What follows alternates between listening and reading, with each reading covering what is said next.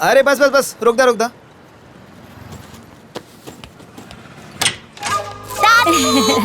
आवा प्रणाम दादी। आवा हमार पोता। अरे खुश रहा। अरे कहाँ बड़ू हो? अरे देखो माई आ गई। आवा। अरे माई भैया प्रणाम। गोड़ लगा। अरे खुश रहा। अरे खुश रहा। और सब ठीक बा ना? हाँ माई खुश रहिए। हाँ अंदर आ। प्रणाम भाभी। बैठा संतोष बैठो बैठिए माँ जी।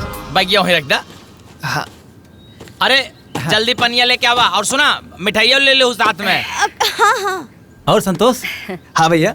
सब ठीक ठाक बा ना? जी भैया। रखा।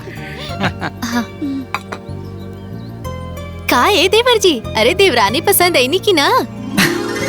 अरे ए दुल्हन 3 बेर हुरपेटनी तब जाके हाँ कहलस। ए अम्मा जी, जहाँ भी आवा हो जाई नू तहाँ खाली हाँ करिए ना तो मुँह से निकल पे न करी।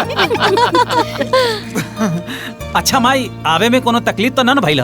अरे ना बेटा, संतोष के रहते हमरा कोनो तकलीफ हो सकेला? चाचू चाची चले ना छत पे खेले के। अरे हाँ चलो चाचू। अरे बड़े दिन बाद चचा पौले है। जा जा तनी खेला। अच्छा चलो। चले जा। मजा आई। ए माई हाँ बेटा। पनिया पीना ले।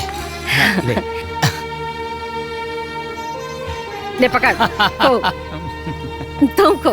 ए माई, पहले तू खा ले माई।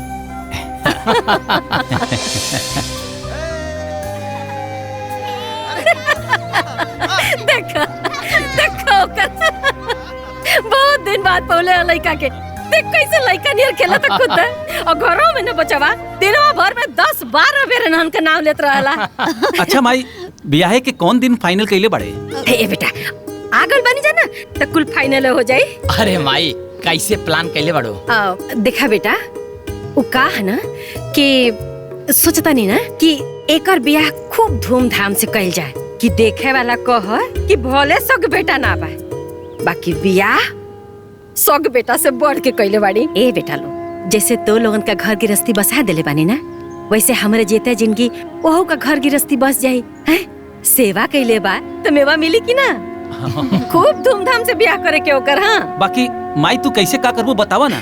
ए बेटा देखा सोचले बानी ना कि 11 थान गहना 51 गो साड़ी पतोहिया के, बक्सा अलमारी पलंग इकुलता नया किना जे ओकरा के। और रहल बात गाड़ी के तो बात का बात बा माई एहमे तो 10-12 लाख रुपया लग जाई।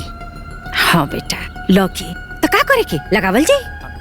बाकी माई तू जैसे कहबू ना माई वो सब ऐसे ही हुई। बाकी एगो बात सुना ना माई। हाँ बोला ना। तू कहा कि संतोष तोहर बात सुने ला ना माई? हाँ माई वो संतोष के कहता कि वो अपन हिस्सा के जमीन हमरे नामे लिख दे, जितना पैसा लगी ना कह दिया जाई। इतना पैसा कैसे खर्च किया जाए? अम्मा जी यह महंगाई में जनते बाड़े की पैसा कैसे आवेला और एक एक पाई जोड़ के शहर बाजार में कैसे रहतानी हमनिए के जानतानी। हाँ ये अम्मा जी, ऐजा के लोग ना सवेरे निकलेला और रात में आवेला और दिन भर ठठौला के बाद तब जाके दुगो पैसा मिलेला। अरे ये का बोलता रहा सरे? करे जवन लइका अपन पूरा जीवन हमारा पर लुटा देहलस, ओकरा ब्याहे में जवन हम पैसा खर्चा करतानी ओकरा एवज में हम ओकरा से जमीन लिखवाई रे। अरे हमरा में कीड़ा पड़ी रे मुआला पर। थूकी दुनिया। अब माई वो कहा ना माई, पैसा कोनो कागज के टुकड़ा तो है ना, केहू आदमी पर ऐसे ही लुटा दिया जाए। का कहले?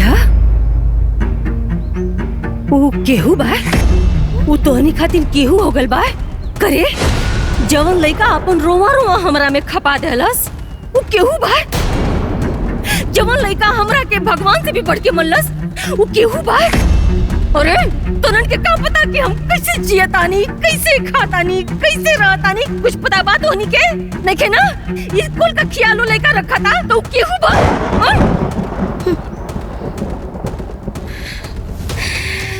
धिक्कार बात होनी के। छी हमरा के तो लोगन का ये बात तनको निमन ना लगल। माई वो कहा कि तू माई अपना हिसाब से सोचा ताड़ू, बाकी हमने सब अपना हिसाब से सोचा नहीं ना माई।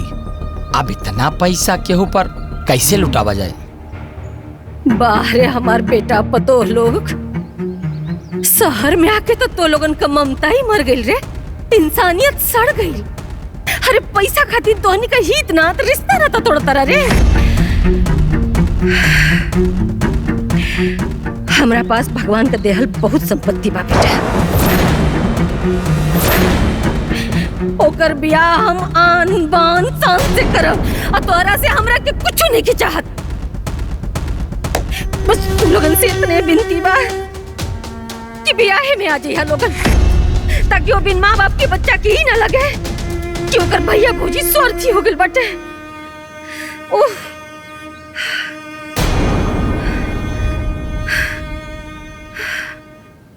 श्री प्रकाश, हमनी माई बेटा की जाकर टिकट निकाल दे।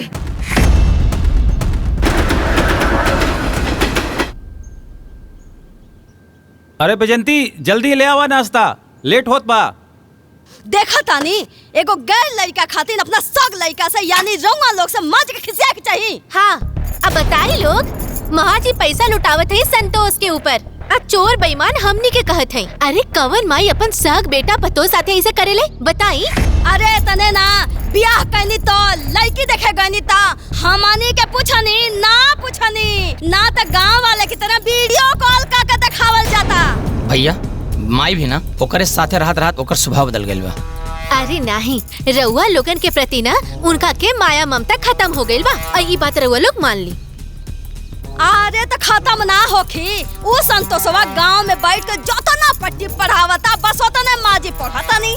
अरे छोड़ा ना यार, हमनियों को जौन मन करे तौन कइल जाए। अब इतना पैसा बेसी नहीं खे कि माई के कहले पर फेंक दिहल जाओ। ए भैया चलो हो, चलो। अरे